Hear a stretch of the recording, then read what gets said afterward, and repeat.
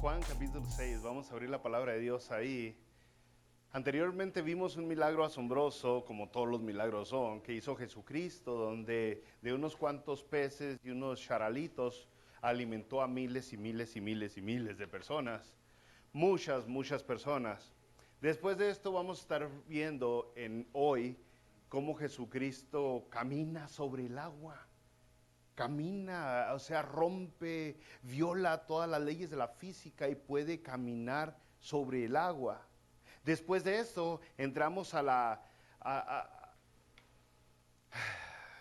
gran enseñanza que Jesucristo nos da sobre el pan de vida, que Él es el pan de vida.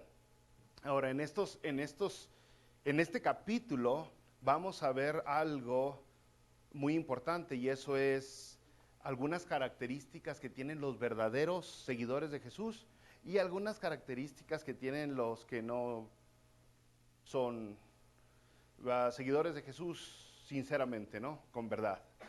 Si usted recordará entonces, brothers, después de que alimenta al Señor Jesucristo a las miles de personas, Él se va. Él se va. Y entonces yo le voy a parafrasear tantito Juan 6 y los otros evangelios. Pero antes de irse Jesucristo y separarse de la multitud, separa Jesucristo a sus discípulos de la multitud y les dice: ustedes váyanse, súbanse a una barca y váyanse, los veo del otro lado del mar de Galilea, que en realidad es como un lago grandote, ¿no? Los veo del otro lado del lago, yo me voy. Y Jesucristo entonces les dice a la multitud: en los vidrios, nos vemos, ya me voy. Y se separa, se va Jesucristo a orar. Y los discípulos se suben en una barca y se meten al mar. Después de ya para este tiempo estaba oscureciendo. Dice la Biblia que se estaba haciendo noche cuando Jesucristo se va a orar, se estaba haciendo noche cuando los discípulos se suben en la barca y se meten en el mar de Galilea. Y luego pasan horas y pasan horas y pasan horas. Y como entre las 3 y 6 de la mañana, dice la palabra de Dios, que el viento se puso muy bravo y los discípulos nomás habían llegado a la mitad del mar de Galilea, no habían avanzado mucho. Y entonces el viento se puso bravo y empezó a levantar las aguas, empezó a maltratar la barca y les empezó a dar miedo. Y estos son gente que muchos de ellos eran pescadores, o sea, no se asustaban con cualquier cosa. Y de repente ven a alguien que viene y ellos piensan que es un fantasma, dicen: ay, nanita, ya nos cargó. Pero resulta que era Jesucristo. Les dice Jesucristo: yo soy, no tengan miedo. Entonces Pedro se valentea, ¿no? Dice: a ver, Jesús, ordena que yo vaya contigo, y voy contigo. Y Jesús le dice: ven. Y Pedro camina un paso, dos pasos, no especifica la Biblia cuánto, pero sí avanza. Y luego, al ver lo que estaba pasando a su alrededor, las olas, la tempestad, el viento, el maltrato de la barca, la cara de los discípulos que se quedaron en la barca, al ver todo eso, se empieza a hundir a Pedro. Y yo pienso que empezar a hundir es más cuando está uno ya está uno manoteando, ¿verdad? Rescátame, pide auxilio, sálvame, Jesús, le dice Pedro a Jesús, y Jesús lo saca, y luego se meten a la barca los dos. Dice la palabra de Dios que en ese momento se calma el viento, se calma todo lo que estaba pasando, la tempestad. Y también dice la Biblia que en ese momento llegan a la orilla del mar de Galilea. En ese momento llegan al final. Y la palabra de Dios dice: y los discípulos adoraron a Jesucristo. Los discípulos lo adoraron. Ahora vamos a la escritura, ¿les parece? Se los parafraseé para que vean que soy buena onda. Muy bien, entonces quedamos que después de que Jesucristo milagrosamente alimentó a miles de personas, ahora separa a los discípulos de la multitud. En Mateo 14:22, que es paralelo con Juan 6, dice la Biblia: enseguida Jesús hizo a sus discípulos entrar en la barca e ir delante de él a la otra ribera, entre tanto que él despedía a la multitud. Y luego Jesús se separa de ellos. ¿Por qué se separa de ellos? pues es fácil entenderlo. Volviendo a Juan 6, que es el evangelio que estamos estudiando, dice, pero entendiendo Jesús que iban a venir para apoderarse de él y hacerle rey, volvió a retirarse al monte solo. Y la Biblia es clara en este asunto, se separa de ellos porque ellos solamente están interesados en su bienestar material y físico. Querían hacerlo rey para terminar con el yugo romano, obtener la prosperidad económica y la prosperidad política que tanto anhelaban, que tanto deseaban y que pensaban que con Jesucristo podían obtener. Entonces Jesús dice, no, para eso no vine. Pero es importante entender que antes de que Jesucristo se separara, separó a los discípulos de ellos. Y hay muchas especulaciones de por qué lo hizo. Y no vamos a caer en especulaciones hoy. Ahora, después de esto, ¿qué es lo que hace Jesús? Si manda a los discípulos, les dice, los veo del otro lado, Jesús se va a orar. A orar.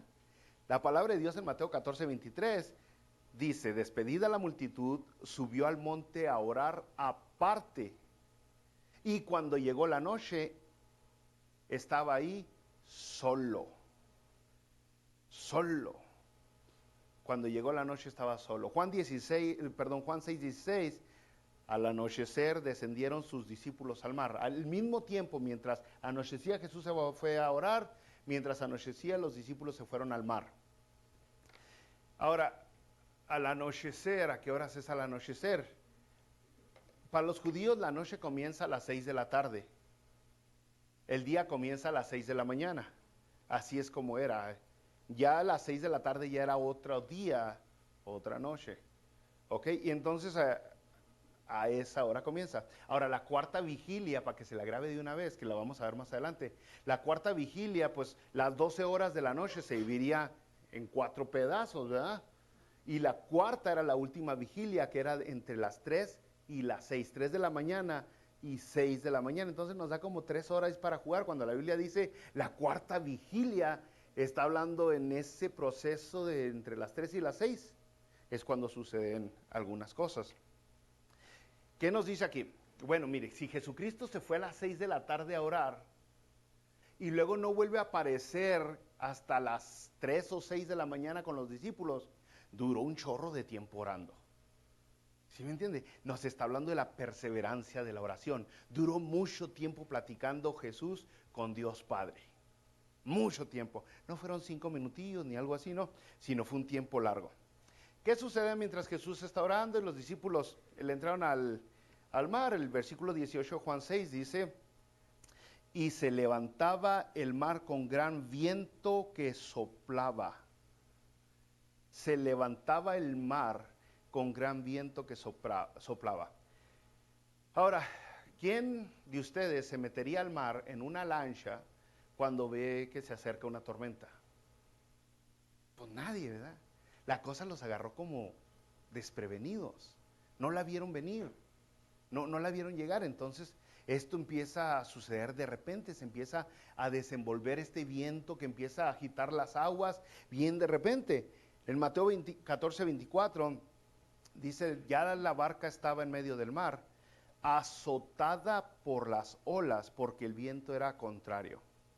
Ahora, si vemos tantita de geografía, nos damos cuenta que el mar de Galilea queda a 600 pies bajo el nivel del mar.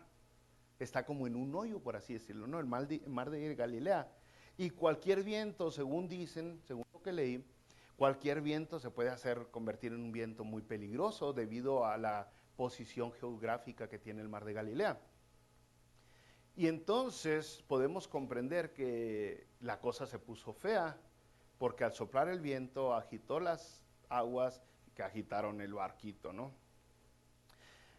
Acuérdense, eran varios pescadores los que estaban ahí, no eran aquellas personas como yo que raramente se suben en una lanchita, ¿no? Sino estas personas se la pasaban en lancha y por lo tal no se asustaban fácilmente, por lo tal el viento debió haber estado muy fuerte para que se asustaran, muy fuerte.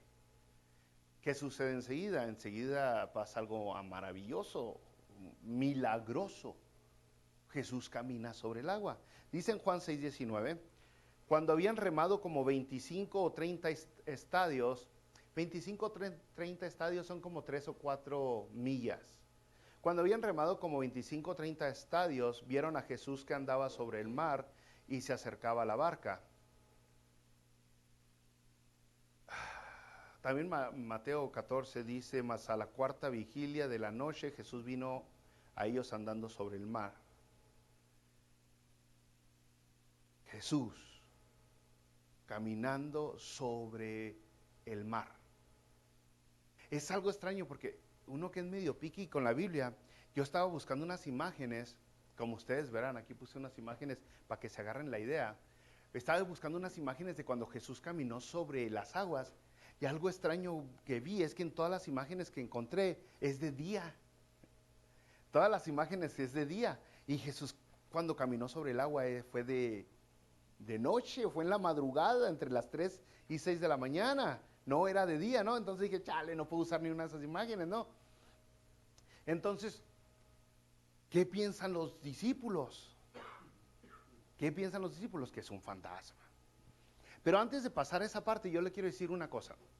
El hecho de que Jesucristo caminara sobre el agua es muy importante, porque el Antiguo Testamento describe que Jehová camina sobre el agua en varias ocasiones.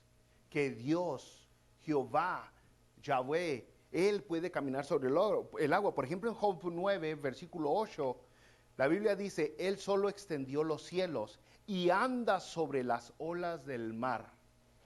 ¿Cuántas personas usted conoce que pueden caminar sobre el agua? No muchas, ¿verdad? No muchas. De hecho, nadie ha conocido a nadie, y por eso la palabra de Dios dice, Jehová puede andar, puede caminar sobre las olas del mar. En Habacuc capítulo 3, versículo 15, caminaste en el mar con tus caballos, sobre la mole de las grandes aguas. Bueno, es importante entonces esa idea porque vemos a Jesucristo representado en el Antiguo Testamento con estos versículos, donde solamente Él es tan asombroso que Él solo y únicamente Él puede caminar sobre el agua, sobre el agua. Bueno, a pesar de todo lo que estaba pasando, la lancha, la barca estaba siendo maltratada, la traían para allá y para acá y para todos lados, las olas del agua estaba brava, el viento estaba fuerte. A pesar de todo ese rollo, y ya estaban asustados los discípulos, hubo algo que los asustó todavía más. ¿Qué fue? El fantasma. Dijo uno de los discípulos, me lleva la que me trajo, porque vieron un fantasma. O sea, quiere decir que hay niveles de miedo, ¿no? Usted se puede asustar y luego se puede super asustar. Ya no quiero usar palabras del barrio porque luego ustedes no entienden, ¿no? Ese vocabulario tan fino. Pero el asunto es de que se pueden asustar mucho. ¿Sí me entiende? O sea, se paniquean tanto que ya no saben ni qué hacer. Y eso es lo que sucede. Donde está el mar, bravísimo, y están bien asustados, y están preocupados, y se están preguntando, ya, ¿ahora qué hacemos? Nadamos, nos quedamos en el barco, ¿qué rollo? Nos vamos a ahogar. Pero luego sucede otro evento que los asusta todavía más. Y es cuando ven a alguien que creen que es un fantasma. Ahora no me quiero extender tampoco con los fantasmas, porque ese asunto de los fantasmas está en las historias parece ser que de todas las naciones, ¿no? En mi país, México, chulo, hermoso, precioso, no escasea de historias de fantasmas. La gente es otra vez otra palabra bonita, ¿cómo? Gracias, tan tradicional, que cree todas ese tipo de piñaventuras y ponen sus emociones, sus sentimientos en lo que tradicionalmente se ha creído. Pero la palabra de Dios dice, porque está escrito que el hombre muera una vez y después ande deambulando por las casas donde vivía, jalándole las patas a los que están durmiendo ahí. ¿No dice eso la Biblia? No, dice que muera una vez y después el juicio. El juicio. No andan exactamente, no andan ahí deambulando. Si usted ve algo, yo le voy a decir, o es un demonio o usted anda bien borrachote. Una de dos. Muy bien, entonces se asustan los discípulos y terminan más asustados de lo que estaban, ¿no? Juan 6:19 dice, cuando habían remado como 25 o 30 estadios, vieron a Jesús que andaba sobre el mar y se acercaba a la barca y tuvieron miedo. ¿Que no tenían miedo ya? Sí, ya les iba gacho. Pero dice, tuvieron miedo. Mateo 14:26. Y los discípulos, viéndole andar sobre el mar, gracias hija, viéndole andar sobre el mar, se turbaron diciendo, ¡un fantasma! Y dieron voces de miedo. ¿Cómo se oye una voz de miedo? Yo creo que dependiendo de la persona, ¿verdad? Algunos se ve quebradita la voz y otros se oye. Yo he visto unos hombres bien machotes y cuando les da miedo hablan como una señorita de 14 años, donde les cambia la voz, se ve en la voz el miedo, o se quiebra o se pone medio aguda, medio rajadona la voz. El caso es de que aquí dice la palabra de Dios, dieron voces del miedo. ¿Qué vemos con esto? Porque claramente los discípulos vieron que Jesucristo era algo más que un hombre. Ahora no podemos llegar hasta a este punto y afirmar que ya se habían dado cuenta o en este momento se dieron cuenta los discípulos que Jesucristo era Dios mismo, Dios encarnado, pero sí se dieron cuenta que no era un hombre común. No, se dieron cuenta. Ahora, para esto, los humanos somos tan.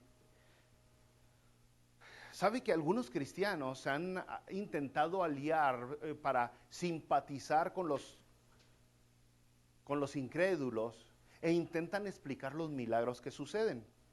En serio, si un milagro tiene explicación, no es milagro. No es milagro. Pero por ejemplo, en este caso que Jesús camina sobre el agua, y yo escuché a estos cristianos que intentaban decir, es que el agua estaba congelada. Y cuando se congela, uno puede cálmate, chincha, por favor. ¿Por qué tienen que decir eso? Porque intentan hallarle razonamiento, lógica a los milagros. Y los milagros, si algo usted entiende, no tienen lógica. No tienen lógica. Los mismos que le estoy diciendo dijeron, cuando ardía la zarza, ¿se acuerda cuando Moisés estaba en el monte y ardía aquel arbusto y no se quemaba, no se consumía, no salía ceniza?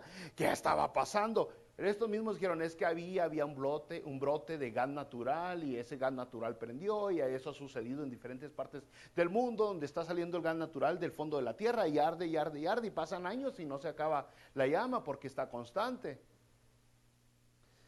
Los mismos estos que le digo, dijeron que cuando cargaban, ¿se acuerda cuando cargaron el arca del pacto y la traían y luego se la robaron los enemigos, les robaron el acta del pacto al pueblo de Israel porque, pues por todo lo que hicieron los hijos de Elí y todo el asunto de desobediencia que existía en el pueblo. Y se lo llevaron los enemigos, el arca del pacto, y luego de repente murieron todos los que estaban ahí, tocaron el arca del pacto y están muriendo todo el mundo que se acercaba al acta del pacto. Dicen, es que el arca del pacto tenía radiación. Tenía radiación. Si no puede creer usted que Jesucristo caminó sobre el agua, no va a creer que Jesucristo, que Dios con su palabra dijo, hágase la luz y la luz se hizo. Y sepárense la luz de las tinieblas y se separaron. Y que con el poder de su palabra creó la tierra, creó el agua, creó las plantas, creó la vida sobre el agua, creó la vida sobre la tierra. No va a creerlo. Si no puede creer esto sencillo, va a poder creer en la creación misma que se hizo con el puro poder de su voz. No va a poder tampoco. No va a poder. Entonces, cuando usted comienza a leer la Biblia, si no puede pasar Génesis 1, ya no le siga. Ya no le siga, porque los milagros, lo que Dios hace para revelarse a sí mismo a la humanidad, siguen sucediendo a través de los siglos, una y otra vez. Y si quiere usted con su mente humana entender la mente divina, nunca va a poder. No es posible. Bueno, seguimos, brothers. Entonces Jesucristo se acerca a ellos y les dice en Juan 6:20, mas Él les dijo, yo soy, no temáis, no temáis, no tengas miedo, no te paniques, no temas. Ahora, más adelante vamos a ver esa frase tan importante que dijo Jesucristo aquí, yo soy. Porque a lo mejor usted dice, pues sí, dijo yo soy, pero hay algo muy importante aquí de la palabra yo soy. Cuando usted la ve, no es una palabra común, es ego eimi. Es una frase que no, dos palabras que no se pegan en el griego, ego eimi, está diciendo yo, o yo mí, o mí yo. ¿Verdad que no tiene sentido en el español? Es que ego eimi es la misma frasecita, las mismas dos palabritas que Dios usa para describirse a sí mismo en Éxodo capítulo 3. Cuando le pregunta Moisés a Dios, ¿y quién le digo al pueblo que eres tú, que me envió? ¿Quién le digo que me envió? Dijo Jehová, le dice a Moisés, dile, ego eimi te envió. Ego eimi, yo soy. Es como lo traduce la palabra de Dios en Reina Valera el 60, ¿no?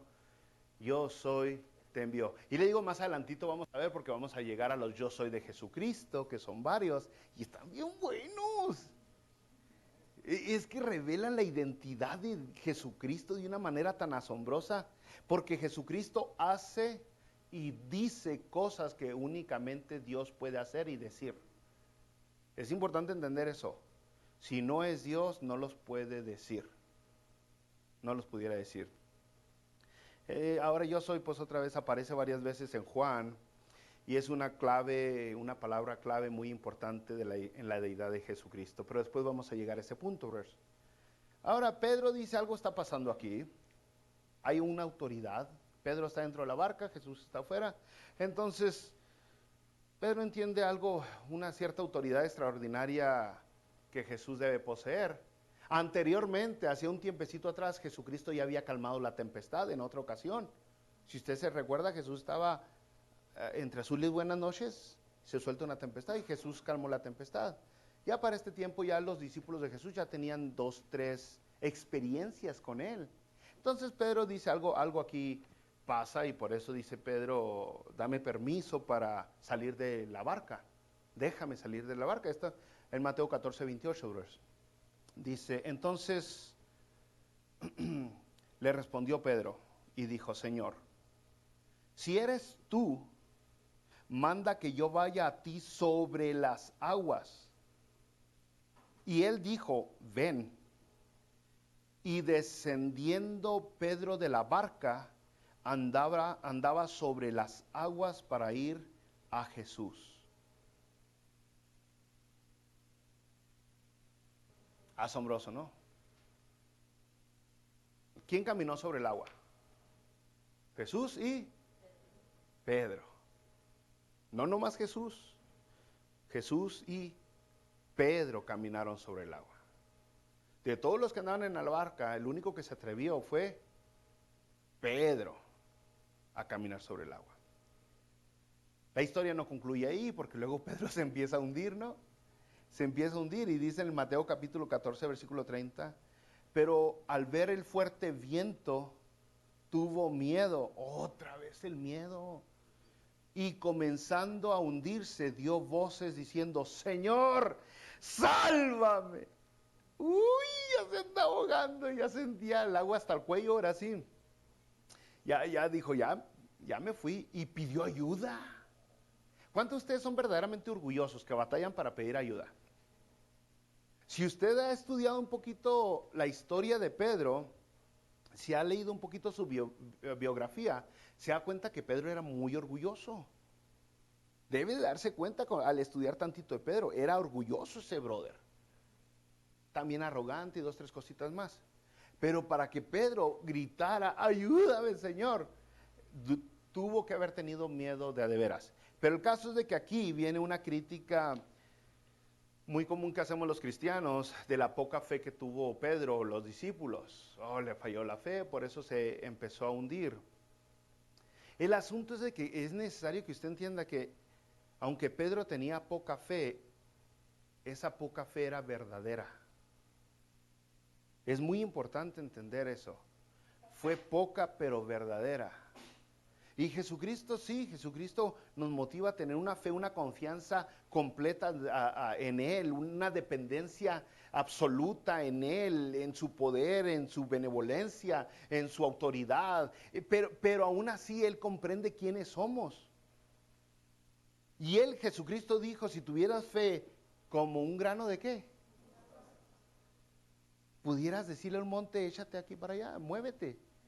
Entonces, poca fe, pero verdadera, puede hacer grandes cosas. Puede hacer mucho. Aún con la poca fe que tenía Pedro, pudo gritarle a Jesucristo, sálvame. No le gritó a los que estaban en la barca, aviéntenme el salvavidas, que me hundo. No, aún con esa poquita fe que pudo caminar y luego perdió la atención en Jesucristo al ver las olas, al ver el viento, al ver todas las circunstancias que estaba viendo y se empieza a hundir, aún con esa poca fe, clamó a Jesucristo por ayuda. Mucha gente no lo hace, bro. Mucha gente no pide a Jesucristo por ayuda. Empiezan a nadar de vuelta al barco. Empiezan a buscar ayuda en el barco porque se siente más sólido, más fuerte, porque físicamente la madera flota sobre el agua, ya que el agua está más pesada que la madera, entonces la madera me puede dar la salvación. ¿Se acuerdan más o menos de lo que les estoy hablando? ¿Se acuerdan de Jack y Rose? ¿Aquellos? ¿No? ¿Nadie se acuerda de Jack y Rose? Jack, Jack, Rose. ¿No?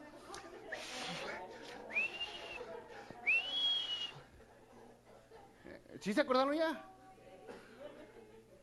¿Por qué sobrevivió Rose? Que se agarró un pedazo de madera.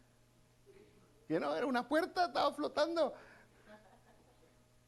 Por cierto, si usted no es mayor de 18 años, no puede ver esa película porque tiene escenas muy cochinas. Pero, es lo que todos queremos hacer. Me agarro de lo que por las leyes de física me van a ayudar. La madera es más liviana que el agua, por lo tanto la madera flota y yo me agarro un pedazo de madera y olvidamos que Jesucristo ahí está cerca. Olvidamos eso. Pero Pedro no, poca fe, pero era fe. Pero era fe, bro. Poca fe, pero fe verdadera. Y en realidad, pues Pedro simplemente es un reflejo de nosotros, brother. De todos nosotros. Nuestra fe es una mezcla de confianza y duda. Siempre es. Y hasta que no estemos en su gloria, siempre va a ser. Yo sé que hay religiosos que le van a querer decir, no les crea, bola de mentirosos. Nuestra fe como humanos es una mezcla de fe, de confianza y de duda. ¿Será que Dios quiera? ¿Será que Dios vaya? ¿Será? Pues no sé, pero lo intento. Es una mezcla siempre, así va a ser. Yo no soy perfecto, yo sé que 2, 3 de ustedes han creído que soy perfecto, pero no soy. ¿Qué se ríe, hermana? ¿Es tu amiga? Cuidado. No es cierto, la hermana Vanessa, excelente. Pero nuestra fe siempre va a ser, no hay un hombre perfecto, no hay una persona perfecta. Y una de las razones por lo cual no somos perfectos es porque basamos más en nuestros 5 sentidos que en el 6º sentido que Dios nos dio. Nos enfocamos más en lo que vemos, en lo que leemos, en lo que tocamos, en lo que escuchamos. ¿Y cuál es el otro? En lo que probamos. Que en lo que nuestra 6º sentido que viene con el ejercicio, cuando ejercitamos nuestro espíritu, nos dice. El 6º sentido verdadero es cuando estamos conectados con Dios y Dios nos dice para dónde vamos, cómo vamos. Y aunque las cosas se vean feas, se vean oscuras, poder seguir confiando en Él. Y mientras nosotros seguimos dependiendo de lo que vemos, vamos a seguir fallando. Por eso la palabra de Dios dice que nosotros no vivimos por lo que vemos. ¿Se acuerda que la Biblia dice varias veces? No vivimos por lo que vemos. Pero aún así, mientras nosotros los cristianos sigamos con todos esos sentidos, vamos a seguir siendo imperfectos. Entonces, puede ser que usted ahorita esté batallando para con algo en su vida, que siempre estamos batallando con algo en nuestra vida, no es nuevo. Algunos están batallando con billete, otros están batallando con su salud física, otros están batallando con sus relaciones personales, otros están batallando con algún sueño, algún deseo, quieren ser legales en el país, que algo siempre, esta vida está así, sube y baja, sube y baja. Y ahorita a lo mejor usted piensa que ya mero sale de problemas porque sus hijos ya se graduaron, hoy festejamos, celebramos a los graduados, y ya pues, pronto van a conseguir trabajo y vivir por ellos solos y depender por ellos solos. Y no es cierto, bro, los problemas próximos están a la vuelta de la esquina. Entonces la poca fe que usted tenga siempre va a ser necesaria. Siempre va a ser necesaria. Ahorita hablamos, miro, ya rugió. Entonces, la fe siempre es necesaria. Siempre. Por más poquita que sea, es fe. Si es fe verdadera, puede mover montañas. Puede mover montañas. Entonces criticar a Pedro porque, uy, este brother se hundió. Nosotros nos hemos hundido más de una vez, brother. Más de una vez. Y luego viene otra enseñanza asombrosa. Si usted le puso atención aquí a la palabra de Dios, vienen 2, 3 enseñanzas buenas, ¿no? Recuerde, estamos en el punto donde Pedro se hunde. Lo asombroso es que Dios no espera que tengamos una fe perfecta para salvarnos. Sí rescató a Pedro, dijo, sí, ahógate, chavo, no confiar en mí. Eso hizo. Así vemos nosotros muchas veces a Dios. Poca fe, pues ahí quédate. Esos somos nosotros los que hacemos. Aún como era Pedro, con una fe muy imperfecta, aún así fue rescatado. Aún así, que va en diferencia con la teología que tenemos hoy, sobre todo en nuestro mundo hispano, donde creemos que tenemos que ser perfectos para podernos ganar la gracia de Dios, o tenemos que hacer ciertas cosas para podernos ganar el agrado de Dios. Y es por eso que muchas personas se dan de latigazos en las espaldas para poderle caer bien a Dios. Otros caminan de rodillas por un montón de kilómetros o lo que sea para poderle agradar a Dios. Otras personas dan mucho billete para que Dios sea buena onda con ellos. Pero la verdad, bro, es que usted no necesita ser perfecto para que Dios lo salve. Lo único que necesita es un poquito de fe. Un poquito de fe. Y así, siendo imperfecto, Dios le extiende la mano. Dios lo ayuda. Ahora, ¿por qué Pedro y por qué los demás que eran peor que Pedro porque no se atrevieron? ¿Por qué hicieron lo que hicieron o no hicieron lo que debieron de haber hecho? Según las críticas que les damos. La Biblia nos lo dice bien claro en la misma historia ahora en Marcos capítulo 6. Es la misma historia pero en otro evangelio. Nos dice por qué sucedió lo que sucedió. Y dice en el versículo 52 de Marcos, porque aún no habían entendido lo de los panes. ¿Se acuerda que Jesucristo multiplicó los panes? ¿Sí se acuerda? Y dice aquí, porque aún no habían entendido lo de los panes, por cuanto estaban endurecidos sus corazones. Y esto está bien bueno porque dice la Biblia primero, ¿por qué dudaron cuando Jesucristo estaba ahí caminando sobre el agua? ¿Por qué dudaron cuando Jesucristo le dijo a Pedro, ven, camina, y se empezó a hundir? Y dice la Biblia, pues fácil, porque no habían entendido tampoco lo que sucedió con los panes. Y a lo mejor usted todavía se queda así como de que, Bueno, para hacértela más claro, es porque sus corazones estaban endurecidos. ¿Endurecidos? ¿Qué quiere decir con eso? Pues todavía estaban viviendo. ¿Qué edad tenía usted cuando vino a los pies de Jesucristo? ¿Tendría 20 años? ¿Tendría usted 30, 40 años? Pues todavía estaban viviendo ellos y vinieron a los pies de Jesucristo cuando tenían 25 años. 25 años de malas lecciones que les dio la vida, donde aprendieron a sobrevivir por ellos mismos, a rascarse con sus propias uñas, a que si ellos no se defienden nadie los va a defender, si ellos no se ayudan nadie los va a ayudar, o sea, simplemente a depender de ellos mismos. Eso es lo que la vida les enseñó. Entonces llega el momento donde dice, pues todavía tienen endurecidos sus corazones. ¿Qué quiere decir? Pues todavía son tercos, necios, aferrados a lo que los ojos ven, no lo que el Espíritu les está diciendo. Un corazón duro, necio. Mis brothers, usted a lo mejor conoció a gente o conoce a gente que rechaza a Jesucristo. O a lo mejor usted es uno de ellos, que rechazan todo este rollo de Jesucristo y cosas religiosas y fuchil y guácala. Pero la verdad es que cuando rechazan a Jesucristo, pues, no es porque no hay evidencia sobre quién es Él. Ni siquiera es porque somos mensos. Cuando rechazan a Jesucristo es porque el corazón está duro. El corazón está duro. Aún Judas, después de haber andado tanto tiempo con Jesucristo, terminó traicionando a su Señor, a su Salvador, supuestamente, al Redentor, al Mesías, porque el corazón estaba duro. La única esperanza, y le va, la única esperanza para los humanos es un trasplante de corazón. Es la única esperanza. Si no recibimos un trasplante de corazón, no hay quien nos pueda salvar, porque el corazón va a seguir siendo duro, terco, necio, aferrado, enfocado en lo que ve y en lo que conoció en esta vida, las malas lecciones que les dio la vida, las traiciones, los engaños, los fracasos, todo eso predomina mucho en la mente de los humanos y permitimos que eso nos gobierne, nos mande más que la fe en nuestro Señor y Salvador Jesucristo.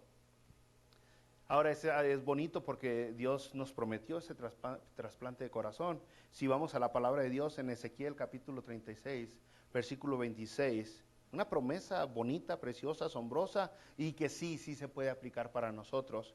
Y dice Ezequiel 36, 26, os daré corazón nuevo y pondré espíritu nuevo dentro de vosotros y quitaré de vuestra carne el corazón de piedra y os daré un corazón de carne. ¡Ay, chiquitito! Yo quiero eso porque yo soy bien torpe, bien sonso. No, yo quiero eso porque soy necio, terco, aferrado, porque estoy impuesto a juzgar las circunstancias basado en mis experiencias, en lugar de basar las circunstancias basadas en la fe en Jesucristo. Por eso necesito un corazón nuevo, un corazón que dependa de Él, de Dios, de la gracia, de su amor, de su misericordia, no de mí.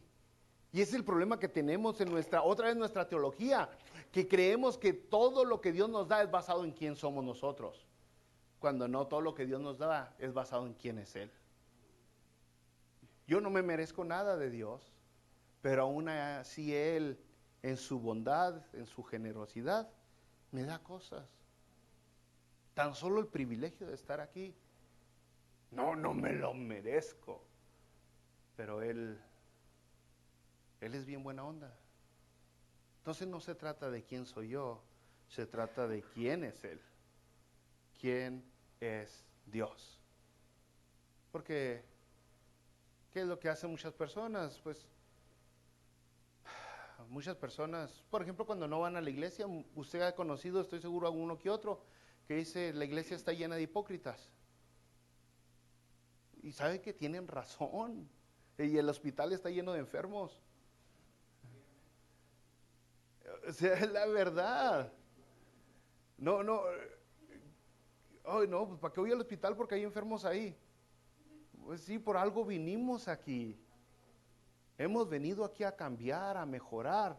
No estamos aquí porque nosotros podemos. Estamos aquí porque Él puede. Ni siquiera estamos aquí porque nosotros queremos. Estamos aquí porque Él quiere.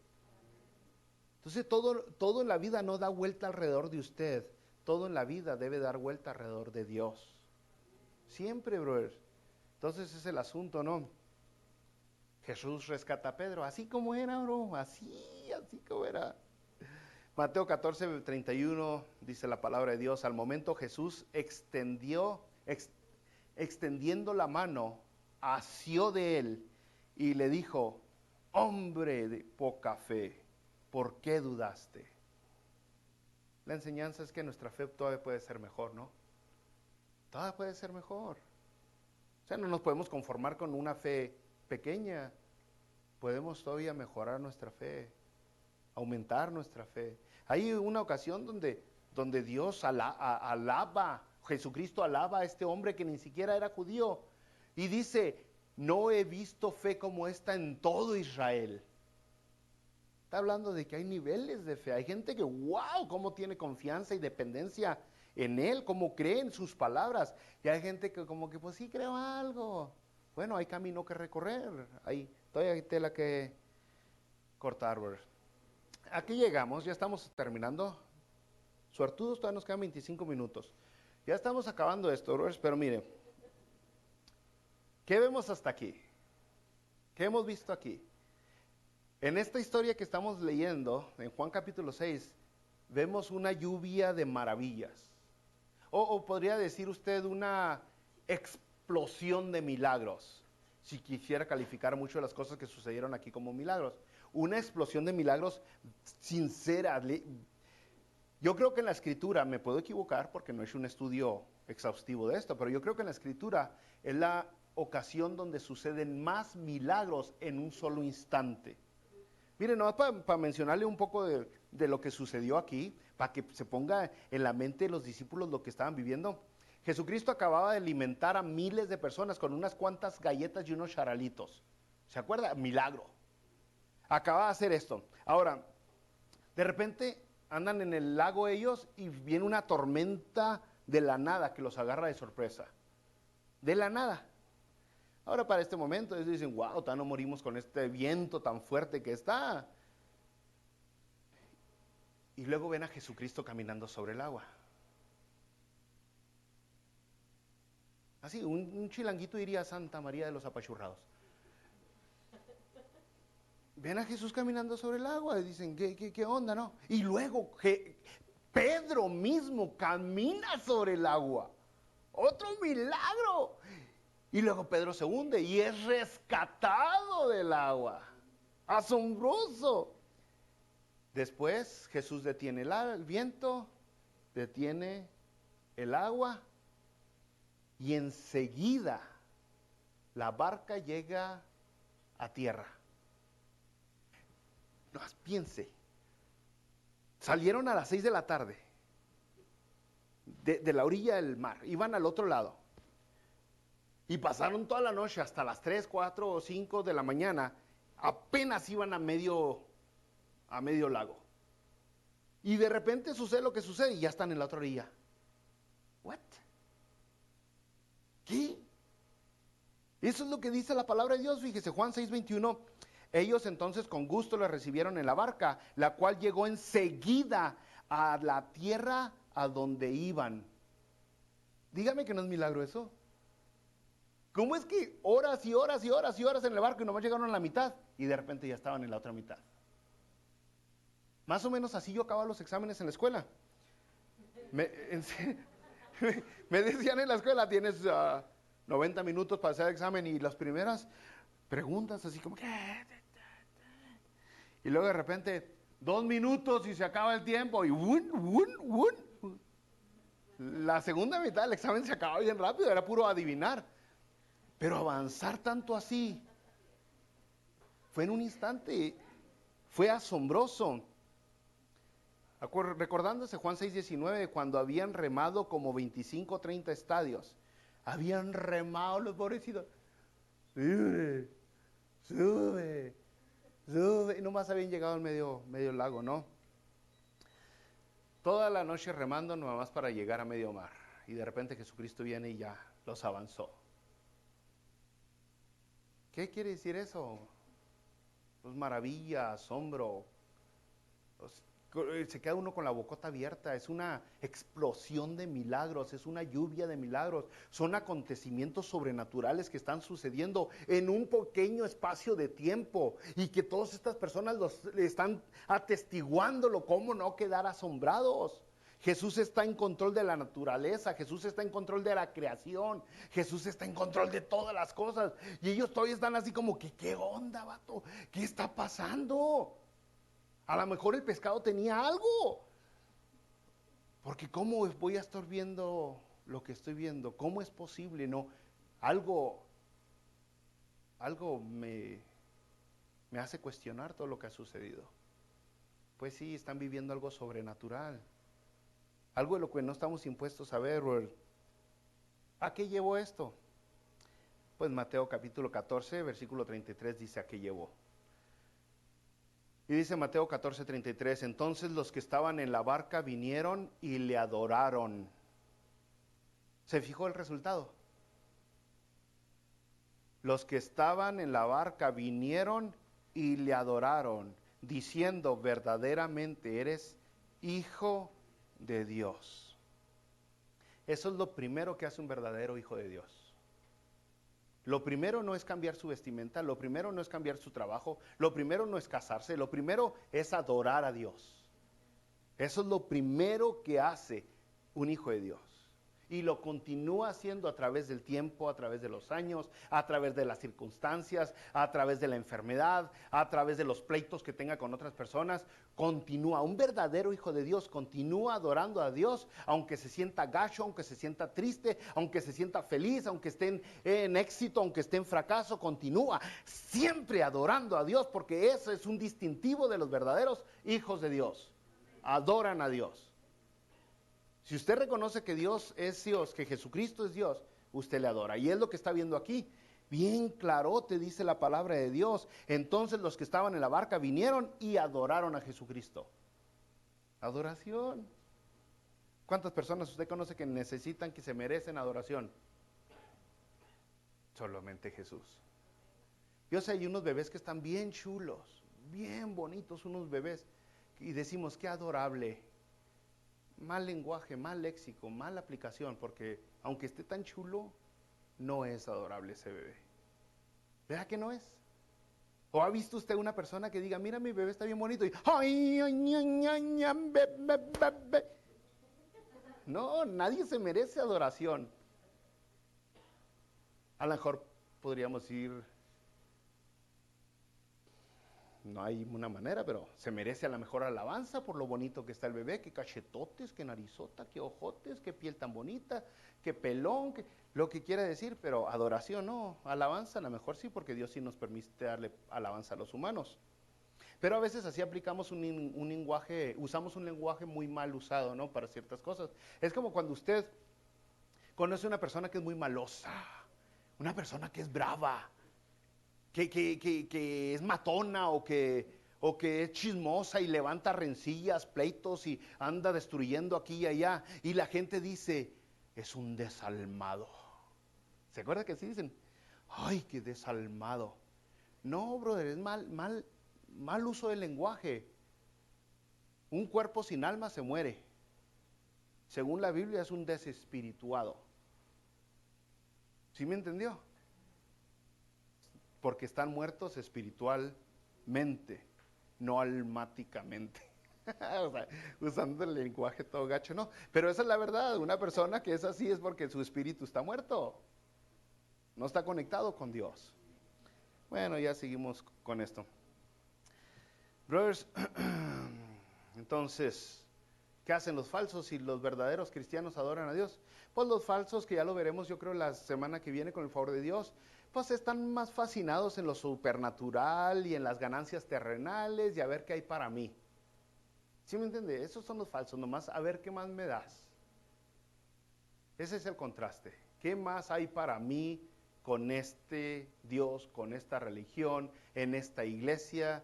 ¿Qué más hay para mí personalmente?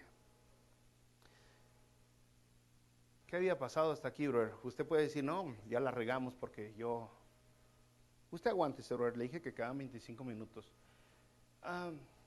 Usted dirá, yo ya tengo tiempo de cristiano y no sé dónde estoy. No sé si mi adoración es verdadera o es falsa. No sé si estoy aquí por lo que Dios ofrece, por prosperidad económica o por salud física, o porque me da miedo de mis hijos, o si verdaderamente estoy aquí para darle la adoración al que se merece. Si usted se hizo esas preguntas personales, yo le puedo decir que está aquí por la razón correcta. Porque aquellos que no se atreven a preguntarse, no les interesa un comino su situación espiritual. Ellos automáticamente se justifican que están bien y siguen buscando las recompensas materiales, físicas y demás. Pero yo le digo que está en un proceso. ¿Se acuerda que le dije que esta es la segunda vez que Jesucristo calmó una tempestad? Es la segunda vez, no era la primera vez que estos andaban en ese rodeo, ya tenían tiempo. Fíjese, la segunda vez en Marcos capítulo 4, versículo 41, también está en Mateo 8, 27 y en adelante, en Lucas 8. Esa fue la primera vez que Jesucristo calma la tempestad. ¿Ok? Calmó el viento, el agua, desaparece la lluvia, la tormenta, todo eso. Y la respuesta ante el temor que tenían y la maravilla de Jesucristo, en estos tres versículos que le di, Marcos 4:41, Mateo 8:27, Lucas 8:25, la respuesta de los discípulos, de los que estaban en la barca, fue simplemente: ¿quién es este? ¿Quién es este que aún el viento y el mar le obedecen? No fue adoración. No adoraron la primera vez que Jesucristo hizo algo asombroso en su vida. No lo adoraron, no lo trataron como se merecía. Simplemente les nació una pregunta: ¿qué rollo, vato? ¿Quién es este? ¿Por qué hizo lo que hizo? Lo que sucede es que en ese momento entraron en un proceso. Nuestra mente es una mente que le gusta pensar. Empezaron a meditar, empezaron a hacer cálculos, empezaron a poner inconscientemente las evidencias sobre la mesa, hasta que la próxima ocasión llegaron a la conclusión de que se merecía la adoración. Pero la primera vez no sucedió de así en caliente. No, empezaron a meditar lo que había sucedido y simplemente se preguntaron: ¿quién es este? ¿A quién obedece el viento? ¿A quién obedece el mar? ¿A quién obedece la tormenta? Y a lo mejor es donde están 2, 3 de ustedes ahorita. Todavía se preguntan: ¿quién es Jesús? Están en un proceso. La palabra de Dios nos dice que el que comenzó la obra en ti también la perfeccionará. La va a terminar la obra, no la va a dejar a medias, sino va a cumplir con lo que hizo. Así que es importante entender, pues, que mientras usted procesa la información, Dios le sigue dando evidencias de quién es Él y de lo que debe de hacer usted. Pero sí, algunas personas ya tienen mucho en el bote. No me refiero a la cárcel, me refiero a la barca de una manera filosófica, ¿no? Algunas personas ya tienen mucho en la barca. Y la verdad, ya es tiempo de que agarren un poco de fe, de la genuina, de la verdadera. Ya es tiempo de que salgan de la barca. Y la verdad, si no salen de la barca, pues, y se aferran a ella, a lo mejor estaría bueno que reconozcan quién son, que confían más en un pedazo de madera que flota que en Jesucristo que los creó.